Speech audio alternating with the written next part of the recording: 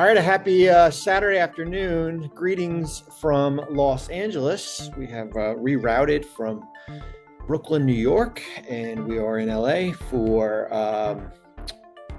start of free agency. That's somewhat has already started already. I would say a tempered free agency period here. So I figured we would do a video.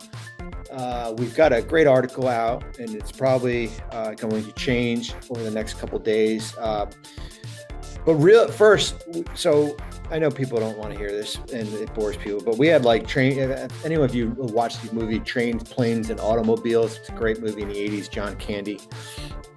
We had that situation yesterday, and for me, traveling out here to LA, where traveling out of Newark Airport is a complete cluster, you know what.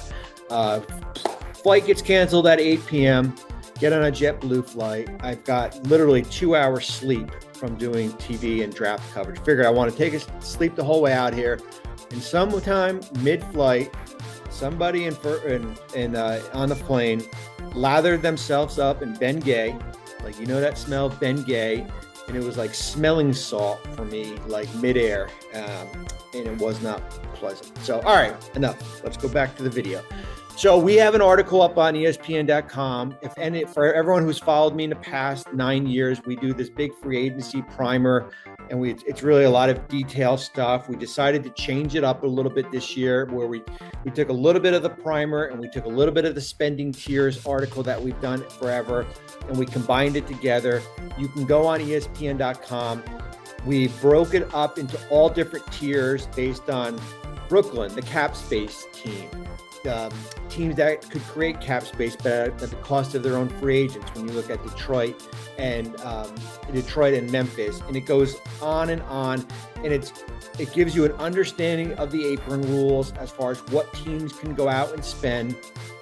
It goes from, I think we have 6 or 7 tiers. The final tier is the second apron teams. There's the biggest group, of course, is the tier 2 group, which is like Atlanta and Charlotte, those in-between teams, teams that potentially could have the non-tax mid-level exception, like Golden State and Indiana is dependent on Jonathan Kuminga and Miles Turner. So if you're on ESPN.com, it is a comprehensive article where, as I said, we break it down by tiers. We have a nice little write-up, about 150 words on each team.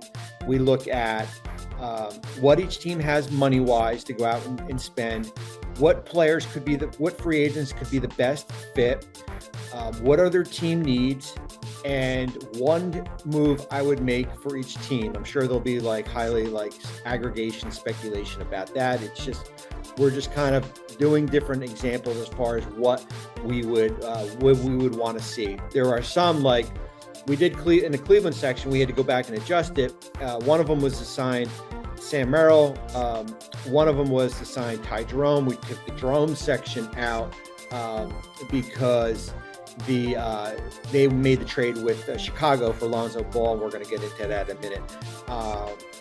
So I would highly recommend going into ESPN.com and reading that article, because, as I said, we're not going to do a video on every team, but it really gives you an understanding as far as what the market's going to look like. If your favorite team is the Philadelphia 76ers, and this has come up a lot, you can't go out and sign Gershon Yabusele to the tax mid-level exception, because that triggers the second more than the $5.7 million tax mid-level exception, because then it triggers the first apron, and then you can't sign Quentin Grimes. But it explains everything in there.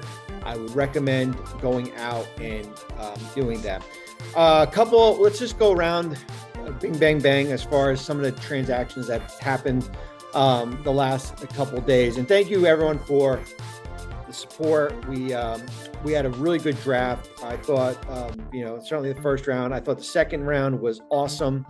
The group we had out there, Bob Myers and myself, and of course Malika, who's our quarterback, and Wendy, who's a character in himself, and Jay Billis. We had a terrific time Thursday night.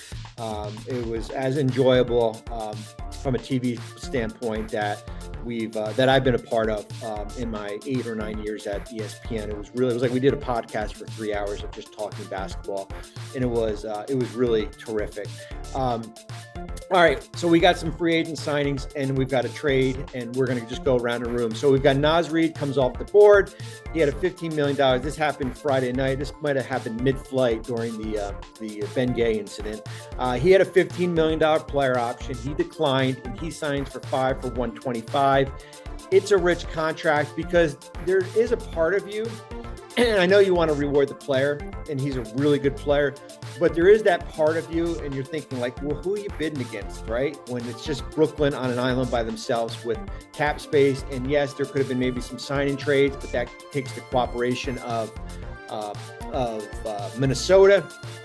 Now it's what happens with Julius Randle, who's got a player option, 30 million-ish by Sunday. All player options have to be done by 5 p.m. on Sunday, June 29th. There's a bunch of them in this pocket. So what happens with Julius? I think if you're Minnesota, you would prefer for him to opt in. I think the 38 number fits where you are. I do think there's a chance that you are going to lose Nickeil Alexander-Walker to free agency. And that's when we did the Timberwolves video, we said how important it was going to be for Terrence Shannon and Rob Dillingham for your younger players to take a big step.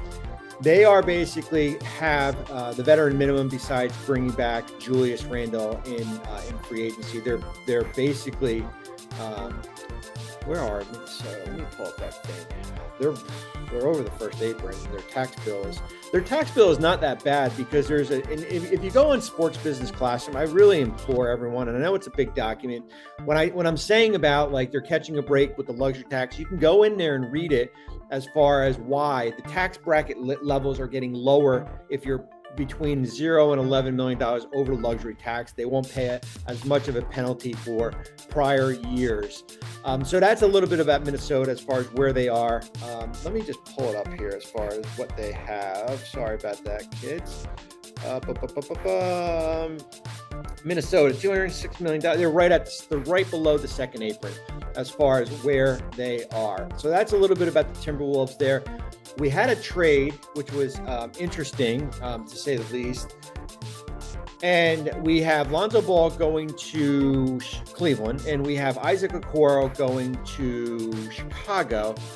The Ball trade for the Cavaliers gives them immense protection in case they lose Ty Jerome to free agency, and I think the likelihood is they are, based on signing Sam Merrill to a 4-year, $38 million contract. Listen, Lonzo, I know it's the knee. He ends the season last year with a broken wrist. Lonzo was really good in Chicago last year, like really good, like defending. If he's healthy, he will help Cleveland out immensely. His contract is terrific. It's an NFL style contract. He just signed that extension, and because of that, the trade doesn't go down until July 6th. It's an NFL style contract where there's what we call prior injury exclusion, which is an Exhibit 3 based on protecting a certain part of your body, which is the knee, that if you miss a certain games, the guaranteed amount basically becomes decreased, and there's a team option in the second year. There is a no risk. Well, let's say